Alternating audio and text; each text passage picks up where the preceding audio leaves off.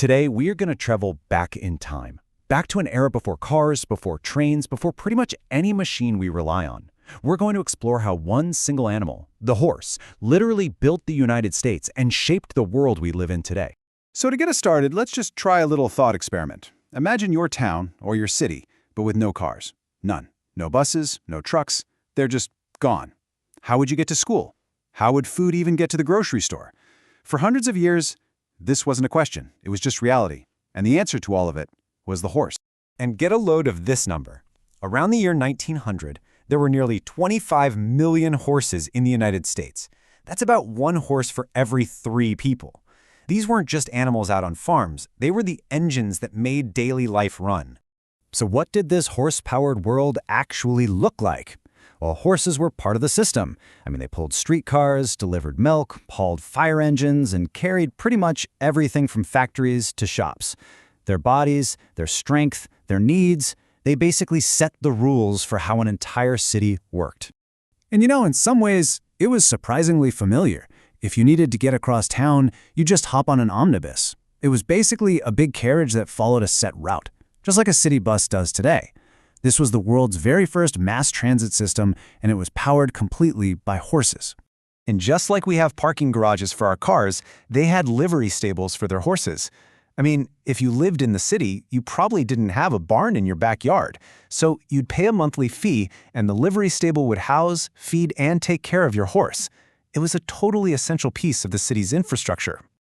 The way people thought back then is just fascinating. They didn't really think of horses as animals, not like we do now. They were called mechanical laborers or even biochemical engines. Scientists would actually study them not to make them more comfortable, but to figure out how to squeeze the most work out of them, kind of like tuning an engine to get better performance. But, and this is a big but, relying completely on these living machines created a massive, and I mean a truly massive problem that nobody saw coming. It was a pollution crisis, but probably not the kind you're thinking of. Right. Here's where the problem begins. A single horse produces about 22 pounds or 10 kilograms of manure every single day. That's just one horse.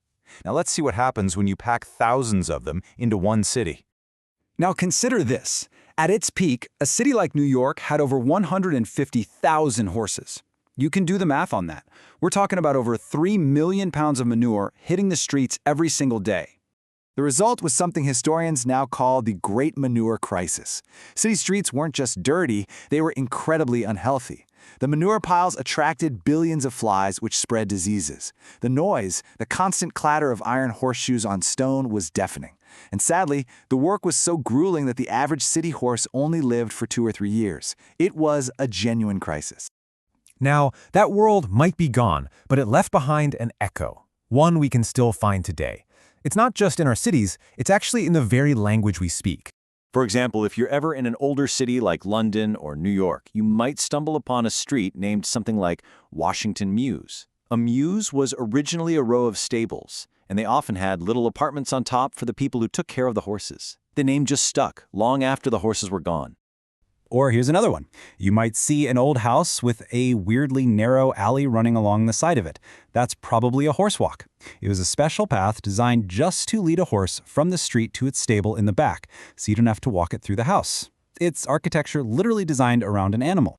This just shows how deep that connection to horses really was. So many of our common sayings in English come directly from the horse world. For instance, if you fall off a horse, the best thing to do is get right back on. And that's why today, if someone has a setback and decides to try again, we say they get back in the saddle. So all these problems, the pollution, the noise, the smell, created a huge demand for a better way. People were desperate for a horseless carriage, and technology was right on the verge of delivering one. The automobile looked like the perfect solution. It was clean, modern, and so efficient. A horse goes maybe 4 to 8 miles per hour, and its waste is, well, it's very visible and very smelly. A car, on the other hand, could easily top 25 miles per hour, and its waste, the exhaust, just seemed to disappear into the air. At the time, it really felt like a miracle. The story of one company, Studebaker, really captures this whole transition perfectly. They started out as a small blacksmith shop way back in 1852. By 1900, they were the biggest maker of horse-drawn wagons on the planet. But they could see which way the wind was blowing. In 1902, they built their first vehicle, an electric car. And by 1904, they were selling cars with gasoline engines. They literally went from the horse age to the car age. So the car won. The horses vanished from our streets. But here's the thing, even though they're gone, their legacy is built right into the very bones of our cities. The crazy part is, we are still living inside the horse's footprint. I mean, think about it. The width of so many of our older city streets, that wasn't designed for cars. It was designed for wagons to be able to pass each other and turn around.